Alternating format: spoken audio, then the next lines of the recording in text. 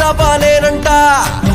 అత్యాస లేకుంటే పేరాస లేకుంటే ఐశ్వర్యమేనంట అరే కొన్నాళ్ళు ఎండలు కొన్నాళ్ళు బాణాలు వస్తుంటే చాలంట